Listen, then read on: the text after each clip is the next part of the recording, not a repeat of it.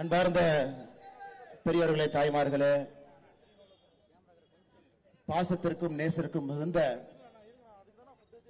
கரூர் மண்ணில் கரூரார் வாழ்ந்த இந்த புண்ணிய பூமியில ஒரு அரசியல் மாற்றம் நிச்சயமாக நடக்காதா என்று காத்துக் கொண்டிருக்கக்கூடிய அன்பு கரூர் சொந்தங்களே, மேடையின் மீது இருக்கக்கூடிய பாரதிய ஜனதா கட்சியினுடைய எல்லா நம்முடைய முக்கியமான தலைவர்களே, முக்கியமாக கரூர் மாவட்ட பாரதிய ஜனதா கட்சியினுடைய மாவட்ட தலைவராக இரண்டாவது முறையாக தேர்வு பெற்றிருக்கக்கூடிய அருமை சகோதரர் செந்தில்நாதன் அவர்களே, மேடையில் இருக்கக்கூடிய பாரதிய ஜனதா கட்சியினுடைய மாநிலத்தினுடைய துணைத் தலைவர், இந்த பகுதியினுடைய பொறுப்பாளராக இருக்கக்கூடிய அண்ணன் KP ராமலிங்கம் அவர்களே, மேடையின் மீது இருக்கக்கூடிய முன்னாள் சட்டமன்ற உறுப்பினர் அருமை அண்ணன் சோழன் பழனிசாமி அவர்களே, மாநில பொறுப்பில் இருக்கக்கூடிய மத்திய அரசினுடைய திட்டப்பிரிவினுடைய மாநில துணைத் தலைவராக இருக்கக்கூடிய அருமை சகோதரர் மகுடபதி அவர்களே, மாநில மகளிர் அணியினுடைய துணைத் தலைவராக இருக்கக்கூடிய அருமை சகோதரி மீனா வினோத்குமார் அவர்களே, நம்முடைய ஆற்றல் மிகுந்த பொதுச் செயலாளர்கள் அருமை சகோதரர் சக்திவேல் முருகன் அவர்களே, ஆறுமுகம் அவர்களே, கோபிநாத் அவர்களே, பொருளாளராக இருக்கக்கூடிய அருமை ஐயா குணசேகரன் அவர்களே, மாவட்ட செயலாளராக இருக்கக்கூடிய அண்ணன் வேலுச்சாமி அவர்களே, நம்முடைய மாவட்ட செயலாளர்களாக முக்கிய பொறுப்பிலிருந்து பணியாற்றிக் கொண்டிருக்கக்கூடிய அண்ணன் சுப்பிரமணி அவர்களே, RVS செல்வராஜ் அவர்களே, குணசேகரன் அவர்களே, ஆறுமுகம் அவர்களே, அரவக்குறிச்சி அருமை சகோதரர் பிரபு அவர்களே, நாமக்கல் மாவட்டத்தினுடைய தலைவராக இருந்து இந்த நிகழ்வுக்கு நம்முடைய அன்பை ஏற்று இங்கு வந்திருக்கக்கூடிய அருமை சகோதரர் ராஜேஷ்குமார் அவர்களே, மேலே இருக்கக்கூடிய மற்ற தலைவருடைய பெயரையும் நான் சொல்ல இருக்கின்றேன். மண்டல் தலைவர் உட்பட இந்த பகுதியினுடைய நகர தலைவர்கள் மிக கடுமையாக உழைத்து நாம் எல்லாம் சந்திப்பதற்கு ஒரு பெரிய வாய்ப்பு எடுத்து கொடுத்திருக்கிறாங்க. நாம் இன்று சந்தித்துக் கொண்டிருப்பது ஒரு முக்கியமான நேரத்தில் சந்தித்துக் கொண்டிருக்கின்றோம். அருமை சொந்தங்களே, இன்னும் ஒரு ஆண்டுல மறுபடியும் 5 ஆண்டுகள் நாம் காத்திருந்து அரசியல்ல ஒரு மாற்றம் வராதான்னு ஒரு முறையும் காத்திருந்து வாக்களித்து ஏமாந்து கையில் இருக்கக்கூடிய மை மட்டுமல்ல கையில் இருக்கக்கூடிய ரேகையும் தேய்ந்து மாற்றம் வராதான்னு 5 ஆண்டுகளுக்கு ஒரு முறை காத்துக் கொண்டிருக்கக்கூடிய மாநிலத்தினுடைய சட்டப்பேரவை தேர்தல் வர இருக்கிறது. எப்போதும் போல் இல்லாத அளவுக்கு இந்த முறை மக்கள் தெளிவாக இருக்கின்றார்கள், முடிவோடு இருக்கின்றார்கள். இந்த தீய சக்தி திராவிட முன்னேற்ற கழகத்தை வேரோடு மண்ணோடு வீழ்த்த வேண்டும் என்பதிலே தெல்ல தெளிவான முடிவோடு இருக்கின்றார்கள். அதிலும் மிக முக்கியமாக கரூர் மண்ணிலிருந்து திராவிட முன்னேற்ற கழகத்தை அகற்ற வேண்டும் என்கின்ற முடிவில் இருக்கிறார். நான் எப்பொழுதுமே சொல்லுவேன், திராவிட முன்னேற்ற கழகத்தினுடைய ஆட்சி எப்படி இருக்குதுன்னாங்க ஐயா, ஒரு கல்லை குடித்த ஒரு குரங்கு நல்ல பனைமரத்து கல், ஒரு பனைமரத்து கல், செம்பன் பனைமரத்தினுடைய கல்ல நல்ல ஒரு பான கல்ல ஒரு குரங்கு குடிச்சிருச்சுங்க ஐயா. அந்த குடிச்ச குரங்கு ஒரு பான கல்லினுடைய சூடே பார்த்தீங்கன்னா தட்டு தடுமாறிட்டு இருக்கும். அதுக்கப்புறம் ஒரு தேள் வந்து அந்த குரங்க கடிக்குது. ஆல்ரெடி கல்ல குடிச்ச குரங்க ஒரு தேள் வந்து கடித்தால் அந்த குரங்கு எப்படி நடந்து கொள்ளுமோ அதுபோன்றுதான் தமிழகத்தில் திராவிட முன்னேற்ற கழகத்தினுடைய ஆட்சி கல்லை குடித்து தேலை கொட்டிய ஒரு குரங்காக திராவிட முன்னேற்ற கழகத்தினுடைய ஆட்சி இருக்கு. அவ்வளவு நிலை தடுமாறி இருக்கு. என்னுடைய பேச்சில் 2 பாகம் இருக்குதுங்க ஐயா. முதல் பகுதி, ஒரு விவசாயினுடைய மகனாக, இந்த மண்ணினுடைய மைந்தனாக, உங்களுடைய செல்ல பிள்ளையாக எப்பொழுதும் மரியாதை கொடுத்து மரியாதை வாங்கி வளர்ந்த ஒரு சமுதாயத்தில் பேசக்கூடிய மனிதனுடைய பேச்சாக என்னுடைய முதல் பகுதி இருக்கும். என்னுடைய பேச்சினுடைய 2வது பகுதி நேரடியாக திராவிட முன்னேற்ற கழகத்தினுடைய தற்குறிகள், உதயநிதி ஸ்டாலின் மற்றும் ஒரு தற்குறியாக இருக்கக்கூடிய அன்பில் மகேஷ் பொய்யாமொழி, அவருடைய பாணியில அதே மாதிரி திமுக ஸ்டைல்ல பேச போறேன். இதுவரைக்கும் எந்த மேடையிலே அதுபோல் நான் பேசியதில்லை. இன்று கரூர் மேடையிலே திராவிட முன்னேற்ற கழகத்துக்கு அவர்களுடைய பாணியில் எப்படி பேசினா அவர்களுக்கு புரியும் என்பதில் என்னுடைய 2வது பாதையினுடைய என்னுடைய பேச்சு இருக்குங்க ஐயா. அதனால பெண்கள் யாரும் என்னை தவறாக நினைக்க கூடாது. அரசியல் காலகட்டத்தில் அங்கே நின்று கொண்டிருக்கின்றோம். முல்லை சில இடத்துல முள்ளால தான் எடுக்கணும். ஒரே பொய்ய திரும்ப திரும்ப சொல்லி குழந்தைகளுடைய எதிர்காலத்தோடு விளையாண்டு அவர்கள் மட்டும் நன்றாக இருக்க வேண்டும், நம்முடைய குழந்தைக்கு தரமான கல்வி கிடைக்கக்கூடாது, நம்முடைய குழந்தைகள் வாழ்க்கையில மேல வந்துடக்கூடாது என்பதிலே தெல்ல தெளிவாக ஒரு அரசியல் கூட்டம், ஒரு குள்ளநரி கூட்டம் தமிழ்நாட்டில் இருக்குதுங்க ஐயா. 60 ஆண்டு காலமாக தெல்ல தெளிவா இருக்கிறார். ஒரு கூட்டம் மட்டும் நம்மை ஆள வேண்டும், இன்னொரு கூட்டம் ஆள்வதற்கு அவர்களை தகுதிப்படுத்த வேண்டும். போஸ்ட் ஒட்டணும், கோந்து எடுத்துட்டு போகணும், அவர்களுக்கு விடிய விடிய கொடை பிடிக்கணும், பொதுக்கூட்டத்தில் உட்கார்ந்து கை தட்டி விட்டு அவர்கள் கொடுக்கக்கூடிய பிரியாணி பொட்டலத்தையும் அவங்க கொடுக்கக்கூடிய தண்ணீர் பாக்கெட்டையும் குடிச்சிட்டு போயிடணும்னு நினைத்துக் கொண்டிருக்கின்றான். அதையெல்லாம் இந்த முறை உடைத்து 2026 சட்டப்பேரவை தேர்தல் அதையெல்லாம் உடைத்து திராவிட முன்னேற்ற கழகம் என்கின்ற தீய சக்தியை இந்த மண்ணிலிருந்து வேரோடு அறுத்து எரிய வேண்டிய நேரம் இல்லை. நாங்க ஐயா தமிழ்நாட்டை ஆண்டவனே வந்தாலும் காப்பாற்ற முடியாதுங்க ஐயா. இதுக்கு முன்னாடி ஒரு பெரியவர் சொன்னார், சூப்பர் ஸ்டார் சொன்னார், ஒரு காலகட்டத்தில் சொன்னார், தமிழ்நாட்டை ஆண்டவனே வந்தாலும் காப்பாற்ற முடியாது. இன்னைக்கு உண்மையாலும் தமிழகத்தில் திராவிட முன்னேற்ற கழகம் 2026 ஆட்சிக்கு வந்தாங்கன்னா பஞ்சம் பிழைப்பதற்காக எல்லாம் தமிழ்நாட்டை விட்டு வேற இடத்துக்கு போயிட வேண்டியதான். அந்த அளவுக்கு மோசமாக இருக்கிறது. அதனால் நம்முடைய தார்மீக கடமை, நம்முடைய உரிமை, இவர்களை ஆட்சி பீடத்திலிருந்து இறக்கி அதிகாரம் அப்படிங்கறத ஒரு பைசா கூட கையில கொடுக்காம வைக்க வேண்டிய கட்டாயம் நமக்கு இருக்குங்க ஐயா. இன்னைக்கு பட்ஜெட் விளக்க பொதுக்கூட்டத்தில் நின்று கொண்டிருக்கின்றோம். உலகத்தில் எங்கேயும் இல்லாத சாதனையை ஒரு தமிழ் பெண், திருச்சியை சார்ந்த ஒரு தமிழ் பெண் 11 முறை மோடி அரசு போட்டிருக்கக்கூடிய பட்ஜெட்டை ஒரு தமிழ் பெண் 8 முறை பாராளுமன்றத்தில் சரித்திர சாட்சியாக அந்த பட்ஜெட் அளிச்சிருக்கிறாங்க. யோசிச்சு பாருங்க, ஒரு தமிழ் பெண், நம்ம பக்கத்து திருச்சி, இங்க படிச்சவங்க, இங்க வளர்ந்தவங்க. மோடி அவருடைய ஆட்சியில ஒரு பெண் எந்திரிச்சு தமிழ் மொழியில திருக்குறளை பேசி ஒரு முறை அல்ல, 2 முறை அல்ல, 8 முறை கொடுத்திருக்கக்கூடிய பட்ஜெட். இதே ஒரு சரித்திர சிறப்புங்க ஐயா. இரண்டாவது, நமக்கு நேரம் இருந்து இந்த பட்ஜெட்ல என்ன சொல்லி இருக்கிறாங்கன்னு யாராவது பெரியவர்களுக்கு நேரம் இருந்து பாத்தீங்கன்னா, இந்த பட்ஜெட் எப்பொழுதும் நம்ம சொல்றோம் இது வளர்ச்சியினுடைய பட்ஜெட். ஆனா இங்க திராவிட முன்னேற்ற கழகம் பட்ஜெட் போடுறாங்க. அவர்களுடைய ஒரு பட்ஜெட் விளக்க கூட்டத்திற்கு முதலமைச்சர் ஸ்டாலின் அவர்கள் வந்தது கிடையாது. ஒரு மேடையில் முதலமைச்சர் ஸ்டாலின் அவர்கள், இல்ல நாங்க பட்ஜெட் இந்த மாதிரி போட்டிருக்கோம், 3 லட்சம் கோடி ரூபாய் எங்களுடைய பட்ஜெட், தமிழ்நாட்டில் பாருங்க இந்த போன்ற திட்டங்கள் எல்லாம் கொண்டு வந்திருக்கின்றோம், இதுவரை அவர் பேசியதில்லை.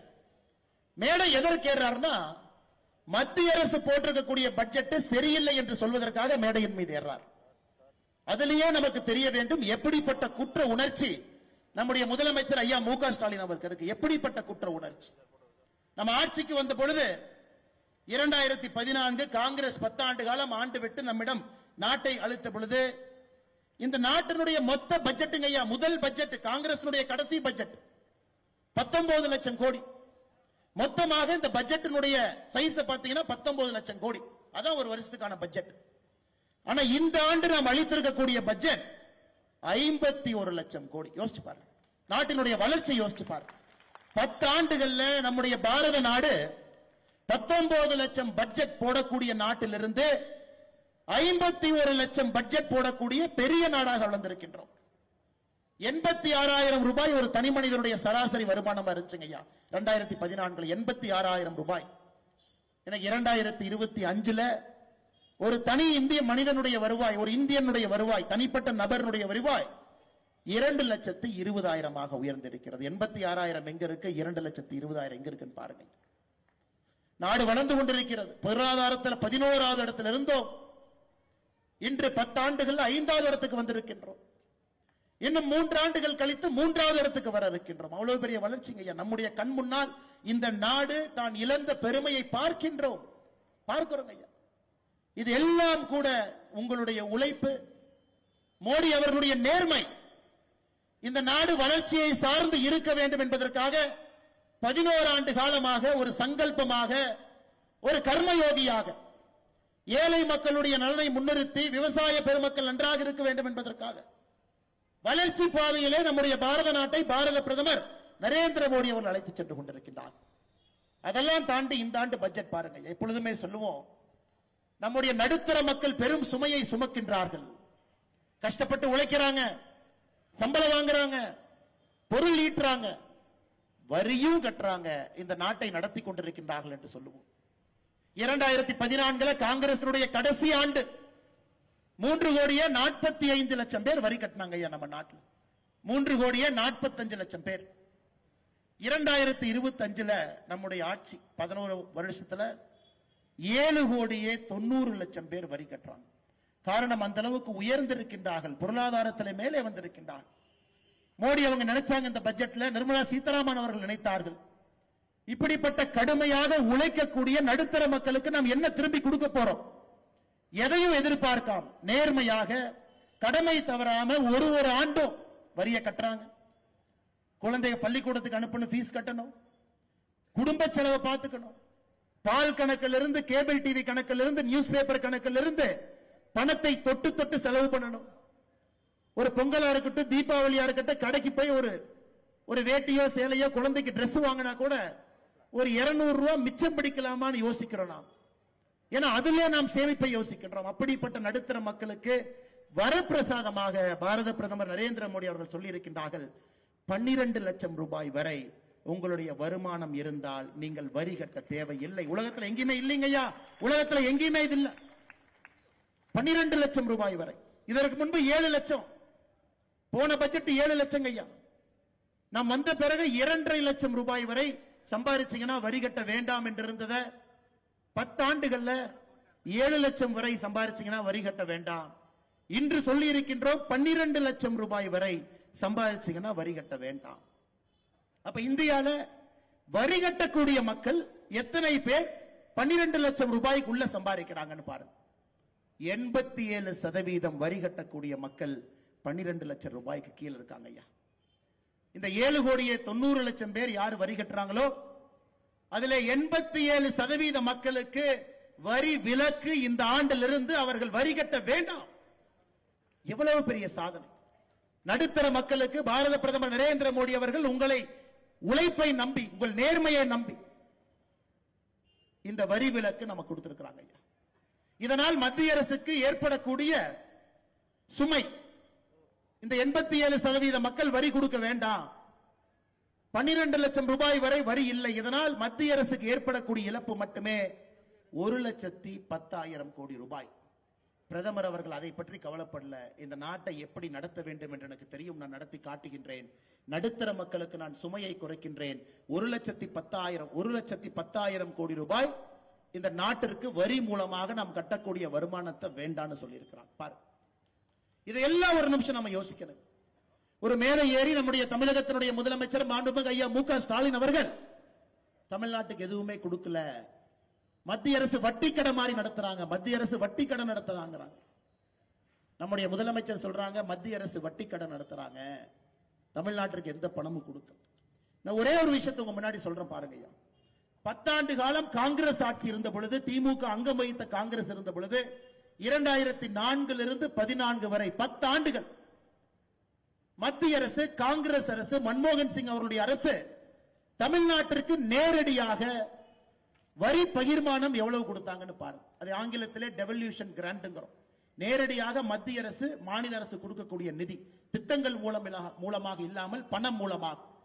2004 14 வரை மத்திய அரசு தமிழகத்திற்கு நேரடி டெவல்யூஷனாக 10 ஆண்டுகள்ல 94,977 கோடி, கிராண்டாக 57,000 கோடி, மொத்தமாக 1,52,900 கோடி. 10 வருஷத்துல மத்திய அரசு தமிழக அரசுக்கு நிதி கொடுத்ததுங்க ஐயா 1,52,000 கோடி. நாம் இன்னைக்கு 11 வருஷம் ஆட்சியில் இருக்கும். 2014 25 இருந்து கொண்டிருக்கின்றோம். நாம எவ்வளவு கொடுத்திருக்கோம் பாருங்க ஐயா. மத்திய அரசு நேரடியாக மாநில அரசுக்கு, தமிழக அரசு டெவல்யூஷன் 3,44,000 கோடி, கிராண்ட் 2,70,000 கோடி, 6,14,000 கோடி ரூபாய் நேரடியாக பண பகிர்மானத்தை மத்திய அரசு மாநில அரசு கொடுத்திருக்காங்க. மறுபடியும் சொல்ற கேளுங்க ஐயா. 10 ஆண்டுகள்ல காங்கிரஸ் ஆட்சி தமிழகத்திற்கு நேரடியாக கொடுத்த பணம், திட்டம் மூலமாக இல்லை, பணமாக கொடுத்தது 1,52,000 கோடி. 11 ஆண்டுகள்ல நாம் நேரடியாக தமிழக அரசுக்கு மோடி ஐயா கொடுத்தது 6,14,000 கோடி. 5 மடங்கு அதிகமாக மாநிலத்திற்கு, தமிழகத்திற்கு மட்டுமே பாரத பிரதமர் நரேந்திர மோடி அவங்க கொடுத்திருக்கிறாங்க. இதுல முதலமைச்சர் சொல்றார், ஆமா முதலமைச்சர் அவர்களே, உங்க மருமக சபரீஷன் கோடி கோடியா சம்பாதிக்கிறனால இந்த 12 லட்சம் ரூபாய்க்கு கீழே வர மாட்டார், அதனால உங்களுக்கு கோபமா? இல்ல உங்க மகன் நடத்தக்கூடிய ரெட் ஜெயின்ஸ் நிறுவனம் அவர்களுக்கு வரி விதிப்பு வைத்திருக்கிறாங்க, அவங்களும் 12 லட்சத்துக்குள்ள வரமாட்டாங்கன்னு கோபமா? நடுத்தர மக்கள் சந்தோஷமா இருக்கிறாங்க. அவர்கள் சம்பாதிக்கக்கூடிய பணத்திலே வரி வேண்டாம் என்று மோடி சொல்லி இருக்கின்றார். 12 லட்சம் ரூபாய் வரை 87% இந்தியால வரி கட்டுறவங்களுக்கு வரி இல்லைன்னு சொல்றாங்க, அவங்க சந்தோஷமா இருக்கிறாங்க. உங்களை போன்று காலையில சூரியன் உங்க உடம்புல படணும்னாவே 11 மணிக்கு ஏசி ரூம்ல இருந்து வெளியே வந்தா தான் சூரியன் உங்க மேல படும். 5:30 மணிக்கு சூரியன் படுறவங்க, 6 மணிக்கு சூரியன் படுறவங்க, காடு தோட்டத்துல ஆட்டுக்குட்டி வச்சு பொழப்பு நடத்துறவங்க, முருங்கைக்காயை பறிச்சு பொழப்பு நடத்துறவங்க, தேங்காய் மரத்தை வச்சு பொழப்பு நடத்துறவங்க, இவங்க எல்லாத்துக்கும் சந்தோஷமா இருக்கிறாங்க ஐயா. ஏன்னா அவங்களுக்கு எல்லாம் 5:30 மணிக்கு 6 மணிக்கு சூரிய வெளிச்ச உடம்பு மேல படும். இந்த 11 மணி 11:30 மணிக்கு இரவுல 2 மணிக்கு படுத்து தூங்கிட்டு காலையில 11 மணிக்கு எந்திரிச்சு 11:30 மணிக்கு வெளியே வர்றாங்கல்ல, அவர்களுக்கு மோடியின் மீது கோபம் தான் இருக்கத்தான் செய்யும். அந்த கோபம் இருக்கட்டும், அந்த கோபத்தை நாங்களும் வரவேற்கிறோம். அது போன்ற ஒரு கோபம் தான் தமிழகத்தினுடைய முதலமைச்சர் ஐயா மு.க. ஸ்டாலின் அவருடைய கோபம். வேற எந்த கோபம் இல்லைங்க. அது போன்ற ஒரு கோபம், வேற எந்த கோபம் கிடையாது. இன்னைக்கு நாம் இவ்வளவு செய்து கொண்டிருக்கின்றோம், முதலமைச்சர் அவர்கள் தமிழ்நாட்டை வஞ்சிக்கிறாங்க. இங்க இருக்கக்கூடிய விவசாய பெருமக்கள், விவசாயிகளா இருக்கலாம், மீனவர்களா இருக்கலாம், பால் பண்ணை நடத்துற விவசாயிகளுக்கு கிசான் கடன் அட்டை இந்தியாவில் மட்டுமே 7.7 கோடி பேர் இருக்கு. இன்னைக்கு நமக்கு வரக்கூடிய விவசாயிகளுக்கு வழங்கக்கூடிய கடன் கிசான் கிரெடிட் கார்டு 3 லட்சத்திலிருந்து 5 லட்சமாக உயர்த்தி இருக்கின்றோம் இந்த பட்ஜெட்ல. இது ஒரு வரப்பிரசாதம். சிறு குறு நிறுவனங்கள் யாரெல்லாம் சின்ன சின்ன நிறுவனம் நடத்துறோமோ அடுத்த 5 ஆண்டுகள்ல 1.5 லட்சம் கோடி ரூபாய் மத்திய அரசு சிறு குறு நிறுவனத்திற்கு மட்டுமே கடனா கொடுக்க போறாங்க. இது வரப்பிரசாதம். சிறு குறு நிறுவனம் நடத்துறவங்களுக்கு கிரெடிட் கார்டு கொடுக்க போறாங்க. 5 லட்சம் ரூபாய் கிரெடிட் கார்டு, எங்கேயும் போய் பேங்க்ல நிக்க வேண்டாம். அந்த கிரெடிட் கார்டுல இருந்து 5 லட்சம் ரூபாய் வரை நேரடியாக பணம் எடுத்துக்கலாம். இதுவும் மத்திய அரசு. கேன்சர் உட்பட 36 உயிர் காக்கும் மருந்துகளுக்கு வரியை நீக்கி இருக்கின்றார்கள், கஸ்டம் டியூட்டியை நீக்கி இருக்கிறாங்க. இதுவும் முக்கியம். இன்னும் நம்ம நல்லா புரிஞ்சுக்கணும். கரூர்ல எத்தனையோ இடத்துல பார்க்கிறோம், நடுத்தர குடும்பத்தினுடைய குழந்தைகள், ஏழை தாயினுடைய குழந்தைகள் முதலா மருத்துவம் படிக்கிறாங்க. தாய்மார்கள் நல்லா கேட்டுக்கணுங்கம்மா, நீங்க 2014 மோடி ஐயா ஆட்சிக்கு வந்த பொழுது இந்தியாவில் மருத்துவ சீட்டுங்க ஐயா, மொத்தமா மருத்துவம் எத்தனை பேர் படிக்க முடியும்னா 51,348, 51,000 பேர் தான் படிக்க முடியுங்க. இன்னைக்கு மோடி ஐயா 11 ஆண்டுகள் கழித்து நம்முடைய ஆட்சியில மொத்தமாக மருத்துவ சீட்டை 51,000 இருந்ததை 1,17,000 உயர்த்தி இருக்கின்றோம். மருத்துவ கல்லூரி சீட் டபுள். மோடி ஐயா அதோடு நிக்கலீங்க ஐயா. சமூக நீதினா திமுக வாய்களையே பேசுற சமூக நீதி இல்லைங்க ஐயா. மருத்துவ கல்லூரி கட்டணம் சீட்டை அதிகப்படுத்தணும், அப்பதான் சீட்டு கிடைக்குங்க ஐயா. இருக்கிற 100 சீட்டுக்கு 1000 பேர் போட்டி போட்டா கிடைக்காது. இன்னைக்கு நாம டபுள் பண்ணி 1,17,000 கொண்டு வந்திருக்கின்றோம். இந்த பட்ஜெட்ல அறிவிச்சிருக்கின்றோம். அடுத்த 5 ஆண்டுகள்ல இன்னும் 75,000 மருத்துவ சீட்டை நாம் ஆட் பண்ண போறோம். அப்படி என்றால் 2030 முடியும் பொழுது 2 லட்சம் பேர் இந்தியால ஒரு வருஷத்துக்கு மருத்துவம் படிப்பாங்க. 2013 51,000 இருந்தது, இன்று 1,17,000 இருக்கிறது.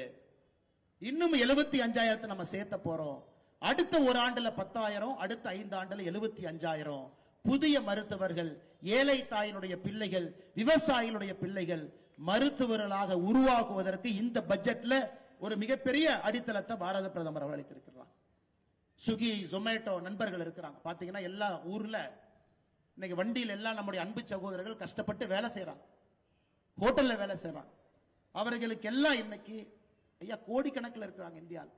எல்லாத்துக்குமே இன்னைக்கு 5 லட்சம் ரூபாய் பாரத பிரதமர் நரேந்திர மோடி அவருடைய மருத்துவ காப்பீடு திட்டம் நேரடியாக அவர்களுக்கு இந்த பட்ஜெட்ல இருந்து நம்ம கொடுத்திருக்கிறோம் ஐயா. ஐயா கொடுத்துக்கிட்டே இருக்கிற ஒரு திட்டமாக கடந்த 4 ஆண்டுகள்ல மட்டும் 100 நாள் வேலை வாய்ப்பு திட்டம். கரூர்ல அதிகமான பயனாளிகள் இருக்கிறாங்க. 38,600 கோடி ரூபாய் 100 நாள் வேலைவாய்ப்பு திட்டத்துக்கு தமிழ்நாட்டு கொடுத்திருக்கிறோம். விவசாய கௌரவ நிதி விவசாய பெருமக்களுக்கு 6,000 ரூபாய். கடந்த 4 ஆண்டுகள்ல 6,209 கோடி ரூபாய். குழந்தைகளுடைய ஊட்டச்சத்தை உறுதி செய்யக்கூடிய போஷான் திட்டம் 2,796 கோடி ரூபாய்.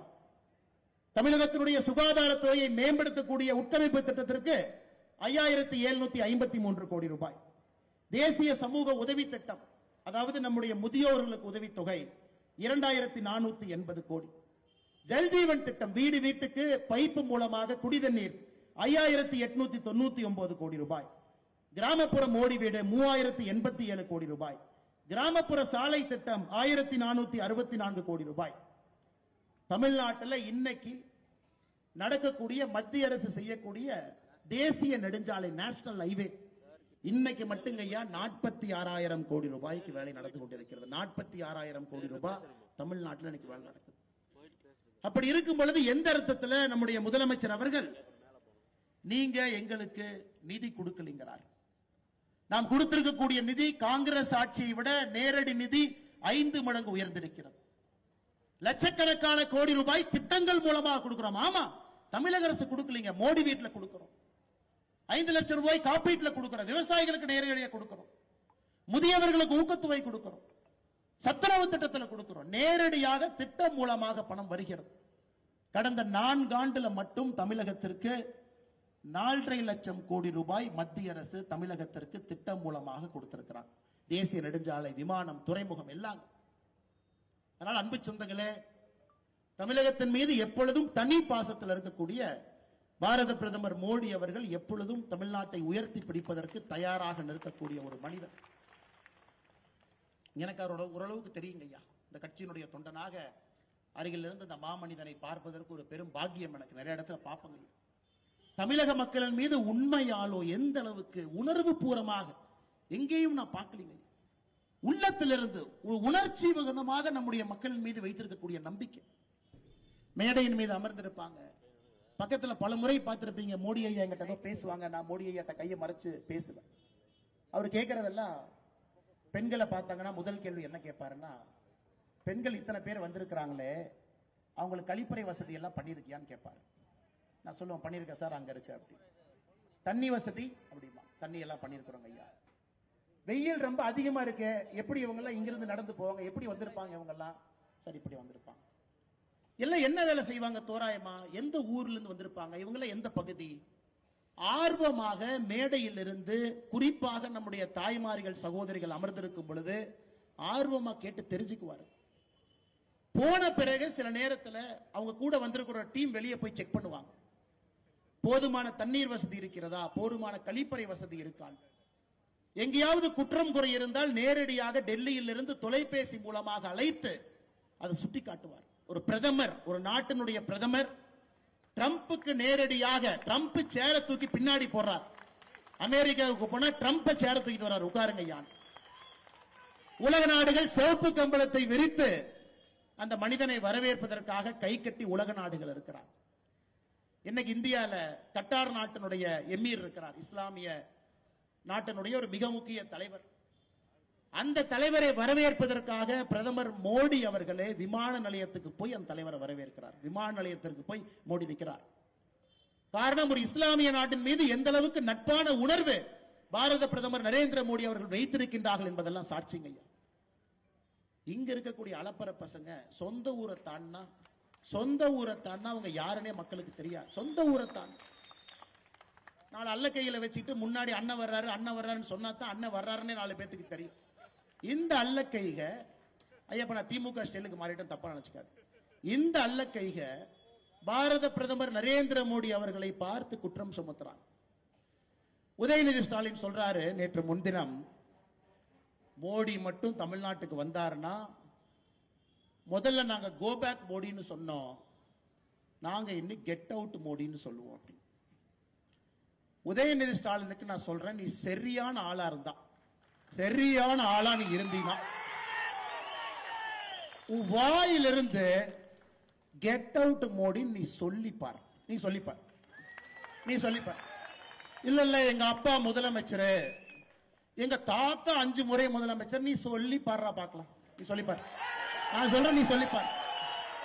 வாயிலிருந்து எங்களுடைய உலக தலைவரை, எங்க தாத்தா முதலமைச்சர், அப்பா முதலமைச்சர், எங்க அப்பா சிட்டிங் முதலமைச்சர், நான் சிட்டிங் துணை முதலமைச்சர் சொல்ற பார்க்கலாம். சொல்லு.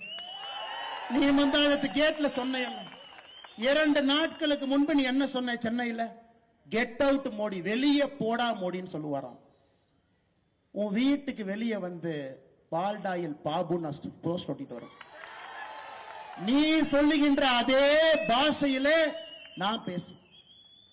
உனக்கு ஒரு உலக தலைவரை மதிக்க தெரியல. ஒரு கத்துக்குட்டி, நீ கத்துக்குட்டி. காலையில 11:30 மணிக்கு தான் உன் மேல வெயிலே படும். நீ சூரியனை நேரா பார்த்தது கூட கிடையாது. சூரியன் மேல வந்தாக்கா இப்படி பார்க்கிற ஆள் நீ. சூரியனை பார்த்து துப்பி அந்த எச்சல் உன் மேல விழுவும். அப்படிப்பட்ட ஆள் நீ. 3:30 மணிக்கு பிரம்ம முகத்தில் எந்திரிச்சு யோகா பண்ணிட்டு 5 மணிக்கு ஃபைல திறந்து இந்த நாட்டை ஆட்சி பண்ற ஆள்கிட்ட 11:30 மணிக்கு எந்திரிச்சு நட்ட நடுவுல மேல சூரியன் இருந்து உழுவுற உனக்கே இவ்வளவு திமிர் இருந்தா, சாதாரண நடுத்தர மக்கள் உழைத்து நாட்டை உருவாக்கக்கூடிய மக்களுக்கு எவ்வளவு திமிர் இருக்கு? அந்த கூஜா தூக்கருக்கு இங்க ஒரு சாராய அமைச்சர் சுத்திட்டு இருக்கார் கரூர். இவனுக்கு எந்த அளவுக்கு ஒரு கேவலமான பேர் வழினா, சாராய அமைச்சருடைய சொந்த தம்பி 1 வருஷமாக காவல்துறையால் தேடப்படக்கூடிய குற்றவாளி. இந்த கொடுமை எங்கேயாச்சும் பார்த்திருக்கிறீங்களா? இந்தியாவில் எங்கேயாவது இந்த அநியாயத்தை பார்த்திருக்கிறீங்களா? ஒரு சாராய அமைச்சருடைய சொந்த தம்பி எங்கேயும் இல்ல, சென்னையில ஈசிஆர் ரோட்ல தான் இருக்கிறார். தமிழ்நாடு காவல்துறை வந்தா காலையில புடிச்சிட்டு போய்க்கலாம். பட் எனக்கு ஒரு கொஞ்ச நாளைக்கு வெளியே இருந்தா நல்லதுதாங்க. அதனால கொஞ்ச நாளைக்கு வெளியே இருக்கட்டும் தான் நானும் பொறுத்துக்கிட்டு இருக்கேன். எலெக்ஷன்லாம் வருது, கொஞ்ச நாளைக்கு வெளியே இருக்கட்டும், அப்ப பாத்துக்கலாம். சொந்த இந்த மாவட்டத்தினுடைய பதவி பிரமாணம் எடுத்து அரசியலமைப்பு சட்டத்தின் மீது சத்தியம் செய்து இந்த நாட்டினுடைய சட்டத்தை எல்லாம் காப்புன்னு சொல்லி இருக்கக்கூடிய சாராய அமைச்சருடைய தம்பி காவல்துறையால் தேடப்படக்கூடிய முக்கிய குற்றவாளியா 1 வருஷம் வெளியே. அவர் ஏத்தீங்கன்னா கரூர்ல என்ன, காவல்துறை கொண்டு வந்து கஞ்சா பொட்டலத்தை வச்சு கைது, அல்லது உங்க வீட்டுல கொண்டு வந்து அவங்களே மண்ணை கொட்டிட்டு மண்ணை திருடுனீங்க அப்படின்னு கைது. அதுதான் கரூர்ல இருக்கக்கூடிய பாரதிய ஜனதா கட்சியினுடைய தலைவர் தொண்டருக்கு இந்த சாராய அமைச்சர் குடிக்கக்கூடிய பரிசா இருக்கு. கரூர்ல இருக்கக்கூடிய அண்ணன் விஜயபாஸ்கர் அவர்கள், இதற்கு முன்பு அமைச்சராக இருக்கக்கூடிய அனைத்து இந்திய அண்ணா திராவிட முன்னேற்ற கழகத்தில் அமைச்சராக இருக்கக்கூடிய அண்ணன் விஜயபாஸ்கர் அவர்கள், அவங்க கூட இருக்கிறவங்களுக்கும் இதுதான் சாராய அமைச்சர் கிடைக்கக்கூடிய பரிசா இருக்கு. அதனால இவங்களை எல்லாம் அம்மா நீங்க விடக்கூடாதுங்க அம்மா. இவங்க எல்லாம் உங்களுடைய குலத்தை நாசம் பண்ணிட்டு இருக்காங்க, நாசம் பண்ணிட்டு இருக்காங்க குலத்தை. நல்லா புரிஞ்சுக்கணும். அன்பில் மகேஷ் பொய்யாமொழி நேத்தனை பார்த்து கேட்கிறாரு, ஏப்பா நீ 3 மொழி கத்துக்கன்னு அண்ணாமலை சொல்றியே, உனக்கெல்லாம் என்னையா தகுதி இருக்கு? நான் சொல்றேன் அன்பில், நல்லா கேட்டு காதுல நல்லா காது திறந்து கேட்டுக்க. நான் சொல்றேன் நல்லா கேட்டுக்க. இதே ஊர்ல 20 வயசு வரை நான் கழிப்பறையை பார்த்தது கிடையாது. அது போன்ற ஒரு குடும்பத்தில் வளர்ந்தவன் நான். காலையில ஸ்கூலுக்கு போகும்போது ஆட்டு புழக்கை அள்ளி கொட்டிட்டு மாட்டுச்சாணை தள்ளி வீசிட்டு ஆட்டை கொண்டு போய் தோட்டத்தில் ஓட்டிட்டு ஸ்கூல் போகும்போது சைக்கிளை நிறுத்திட்டு பேருந்தில் ஏறி போய் படிச்சவன் நான். அதனால இந்த பந்தா பண்ற வேலை எங்கிட்ட வச்சுக்க. நாங்கள் கேட்பது ஆதாரப்பூர்வமான கேள்வி.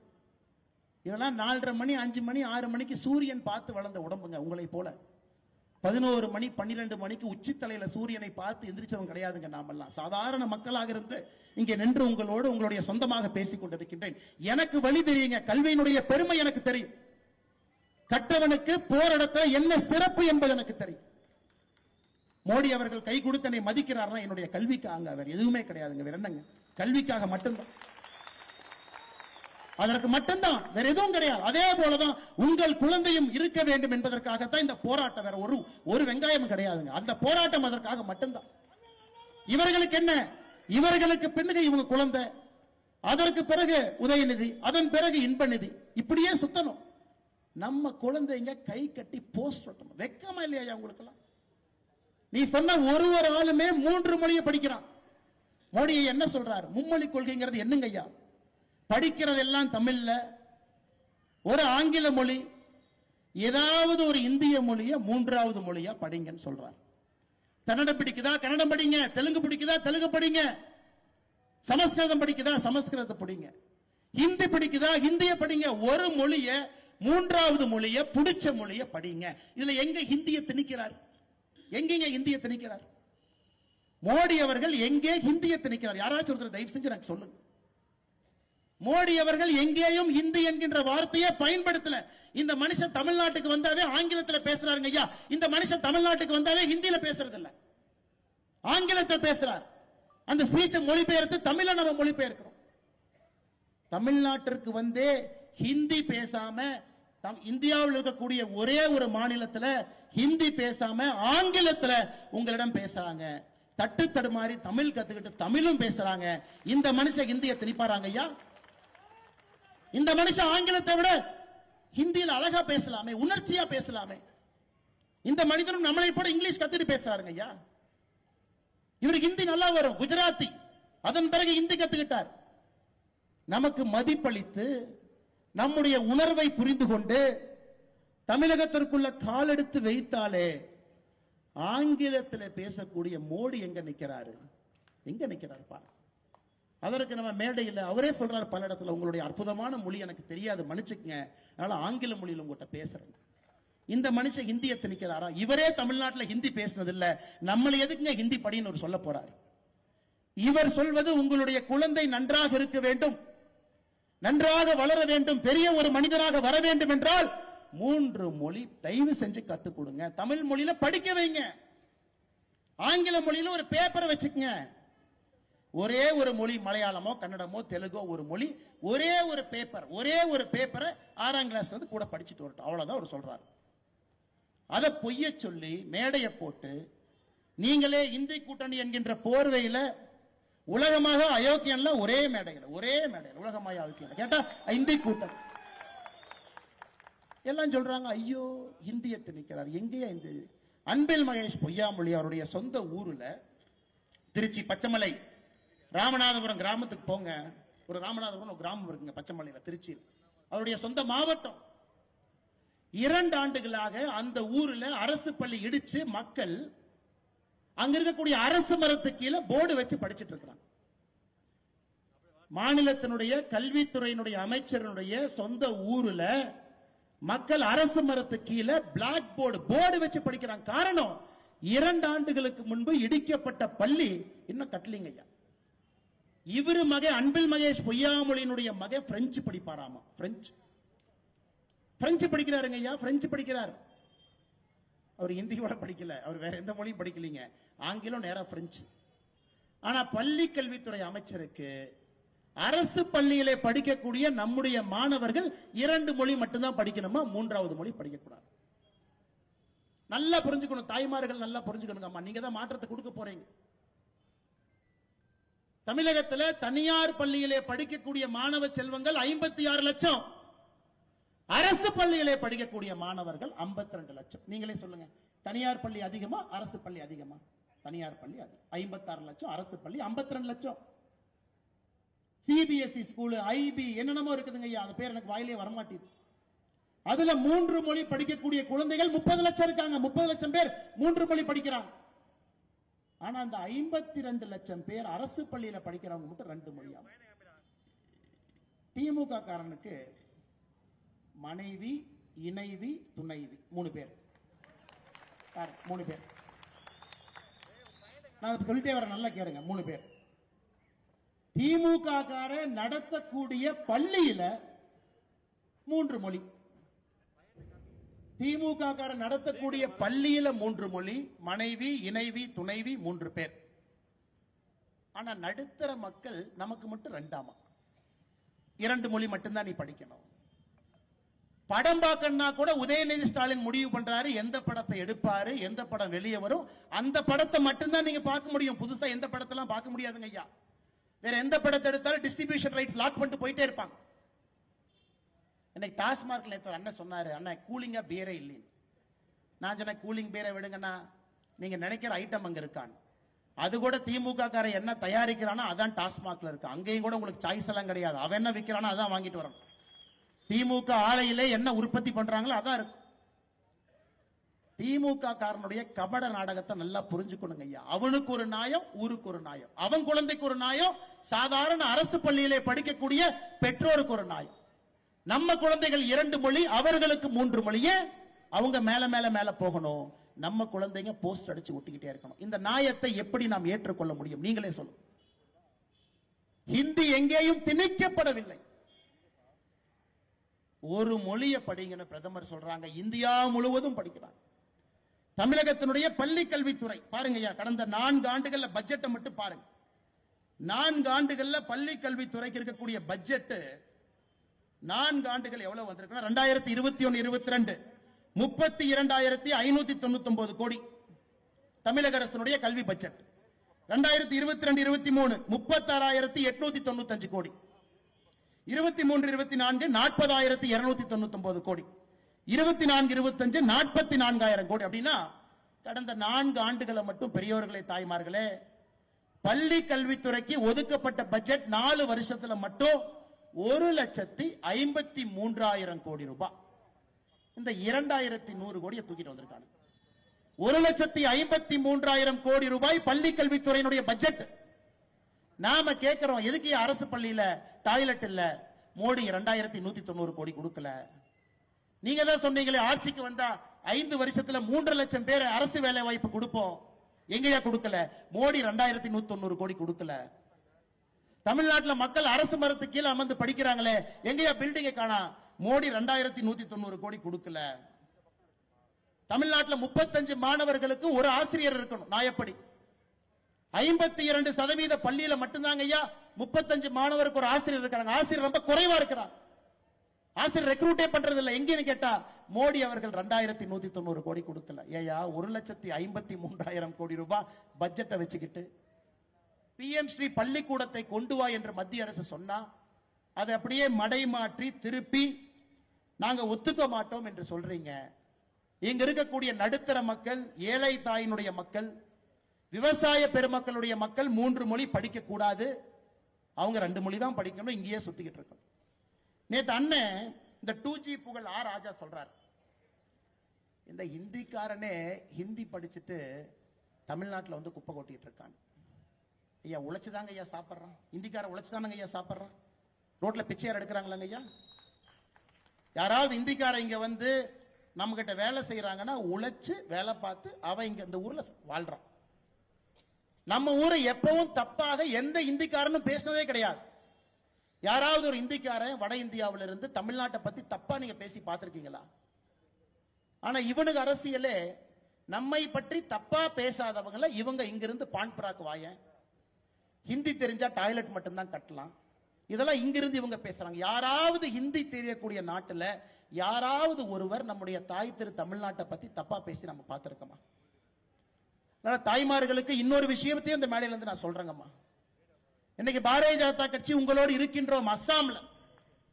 அஸ்ஸாம்ல 37 லட்சம் பேர் பிஜேபி ஆட்சிங்கம்மா. அஸ்ஸாம்ல 37 லட்சம் பேருக்கு மகளிர் உரிமை தொகை அஸ்ஸாம்ல எவ்வளவு கொடுக்கிறோம் அதெல்லாம் ஒன்னொன்னா பார்த்துட்டு வரலாம்.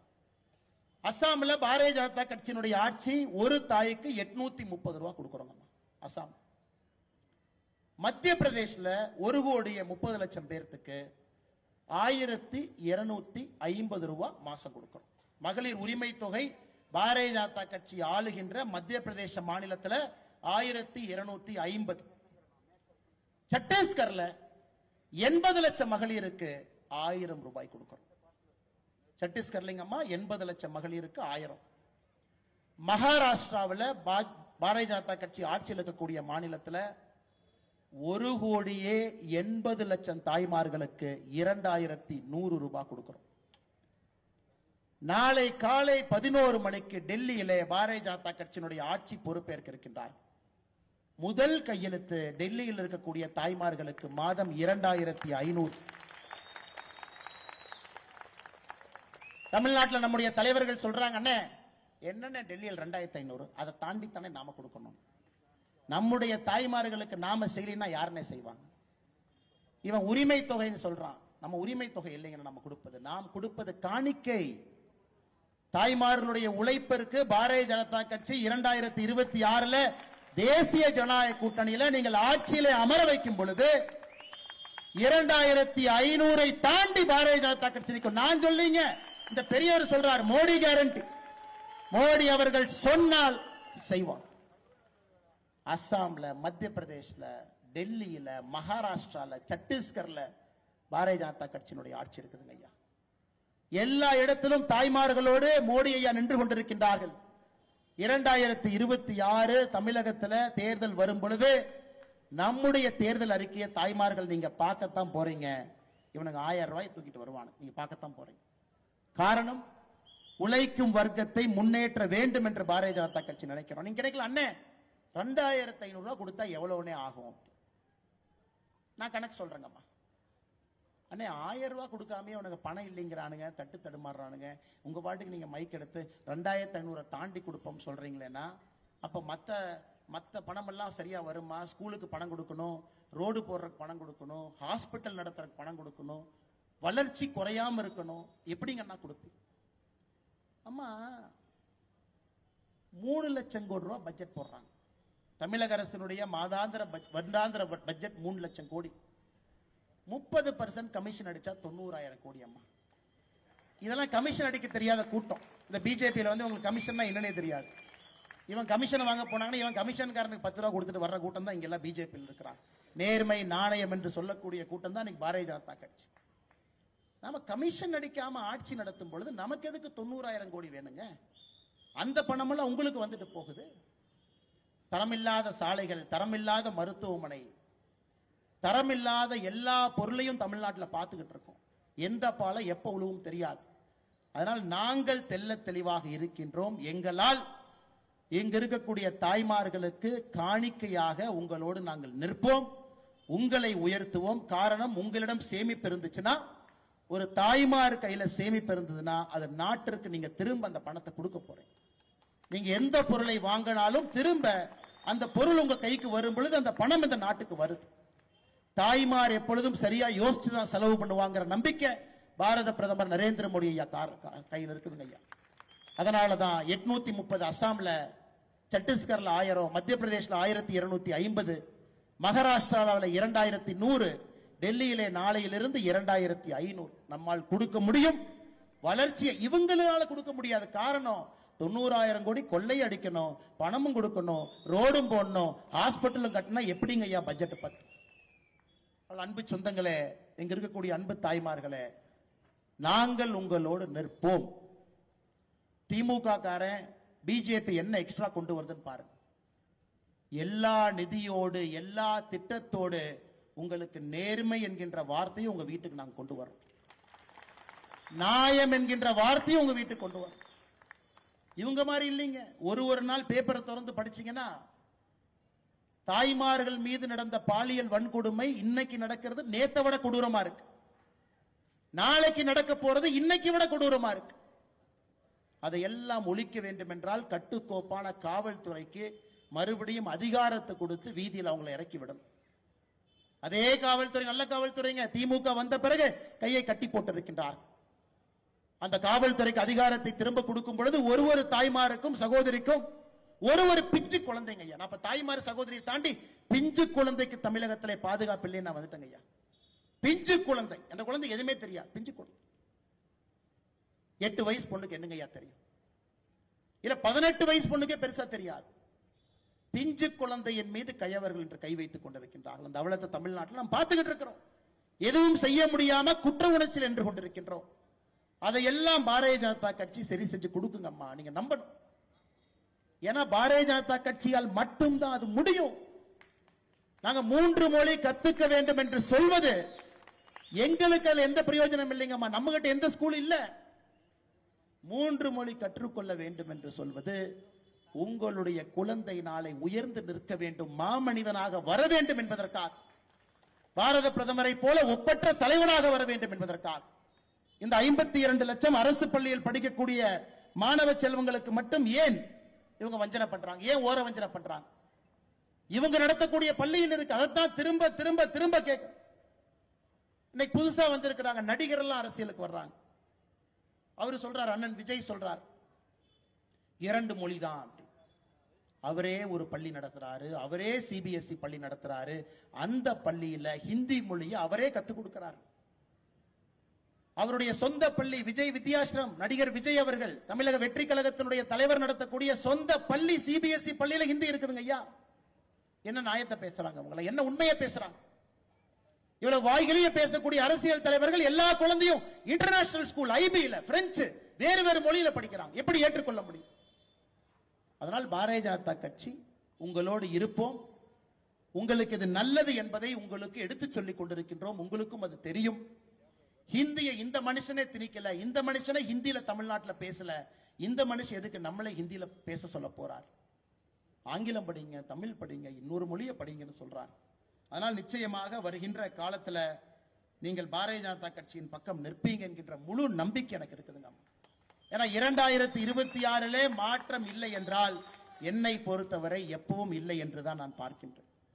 ஏன்னா இன்னைக்கே தமிழ்நாட்டை திருத்த முடியாத ஒரு மாநிலமாக இவர்கள் மாற்றி வச்சிருக்கிறாங்க. ஐயா, சாராயம் காட்டாற்று வெள்ளம் போல் ஓடிக்கொண்டிருக்கிறது. சட்டம் ஒழுங்கு சீர்கெட்டு நிற்கிறது. ஒரு பிஞ்சு குழந்தைக்கு இந்த மாநிலத்தில் பாதுகாப்பு இல்லை. இன்னும் 5 வருஷம் ஆச்சுன்னா யோசிச்சு பாருங்க. 5 வருஷம் ஆச்சுன்னா யோசிச்சு பாருங்க. இன்னைக்கு முதலமைச்சர் அவர்கள் பகல் கனவுல 200 200 200 200 200 200னா அப்புறம் நம்ம சொல்லுவோம் போற போக்கில் அப்படியே அந்த வண்டியில் ஏறிப்பா, அந்த வண்டி பெரிய ஆஸ்பத்திரிக்கு போகுது. அப்படிதான் முதலமைச்சர் சொல்லிட்டு இருக்காங்க. 200 200 200 200 200. எப்படி மக்கள் 200 கொடுப்பாங்க? எப்படி கொடுப்பாங்க ஐயா? எப்படி 200 கொடுப்பாங்க? இவ்வளவு மோசமான ஒரு ஆட்சி, யாருக்கும் எந்த பிரயோஜனம் இல்லாத ஆட்சி, எந்தவித வளர்ச்சி திட்டமும் இல்லாத ஆட்சி, யாருக்கும் பாதுகாப்பு இல்லாத ஒரு ஆட்சியில எப்படி 200 மக்கள் கொடுப்பாங்க? 200னா 200 சீட்டுங்களாமா? அன்பு சொந்தங்களே, இந்த வரலாற்று சிறப்பு மிக்க கரூர் பொதுக்கூட்டத்தில் இங்கே பங்கேற்றுக் கொண்டிருக்கக்கூடிய எல்லா அன்பு சொந்தங்களுக்கும் இந்த நேரத்தில் என்னுடைய நெஞ்சார்ந்த நன்றிகளை தெரிவித்துக் கொள்கின்றேன். திராவிட முன்னேற்ற கழகத்தினுடைய அன்பு சொந்தங்களுக்கு சொல்லிக்கிறேன், உங்கள் குழந்தையும் 3 மொழி படிக்க வைங்க. தயவு செஞ்சு நீங்க அரசியல் கரவேட்டி கட்டுறதுக்காக உங்க குழந்தையினுடைய வாழ்க்கையை பால்படுத்திடாதீங்க. நாளைக்கு வந்து என்ன டாடி இப்படி பண்ணிட்டேன்னு கேட்பாங்க. என்னப்பா இந்த மாதிரி பண்ணிட்டேன், ஏன்னா இந்த மாதிரி பண்ணிட்டேன். உங்கள் குழந்தையை படிக்க வைப்பதற்கு வாய்ப்பு இருக்கும் பொழுது படிக்க வைங்க. நன்றாக வர வேண்டும். நாம தான் கை கட்டி போஸ்ட் ஒட்டுற ஒரு காலகட்டமாக மாறி இருக்கின்றோம். குழந்தைகள் கம்பீரமாக வருங்காலத்தில் பாரதிய ஜனதா கட்சியினுடைய ஆளுமை மிகுந்த தலைவர்களாக, பிரதமர்களாக, முதலமைச்சர்களாக உங்கள் குழந்தை வர வேண்டும் என்று நினைக்கின்றோம். இந்த நாட்டை ஆள வேண்டும் என்று நினைக்கின்றோம். எங்களுக்கு இதுல எந்த விதமான சுயலாபம் இல்லைங்கம்மா. உங்களுடைய குழந்தை நன்றாக இருக்க வேண்டும் என்பதற்காகத்தான் இவ்வளவு ஆக்ரோஷமா பேச, இவ்வளவு பொய்யை பேசிக் கொண்டிருக்கின்றார். அதனால் நிச்சயமாக வருகின்ற காலத்துல உங்களுடைய அன்பும் ஆதரவும் பாரதிய ஜனதா கட்சிக்கு இருக்கும், மோடி அவர்களுக்கு இருக்கும், தாமரை சின்னத்திற்கு இருக்கும் என்று சொல்லி இந்த கரூர் அற்புதமான இந்த மாநகரத்தில் இந்த பொதுக்கூட்டத்திற்கு வந்திருக்கக்கூடிய எல்லா அன்பு சொந்தங்களுக்கும், பெரியவர்களுக்கும், தாய்மார்களுக்கும் உங்களுடைய பாதத்தை தொட்டு வணங்கி நேரடியாக உங்களுக்கு நன்றி தெரிவித்து திரும்பி செல்லும் பொழுது பத்திரமாக உங்களுடைய வீட்டிற்கு நீங்கள் செல்ல வேண்டும் என்று அன்போடு வேண்டிக் கொண்டு வாய்ப்பு கொடுத்த மாவட்டத்தினுடைய எல்லா தலைவர்களுக்கும் நன்றி தெரிவித்து என்னுடைய உரையை முடித்துக் கொள்கின்றேன். நன்றி, வணக்கம். பாரத் மாதா கி, பாரத அன்னையின் புகழ். பாரத் மாதா கி, பாரத அன்னையின் புகழ்.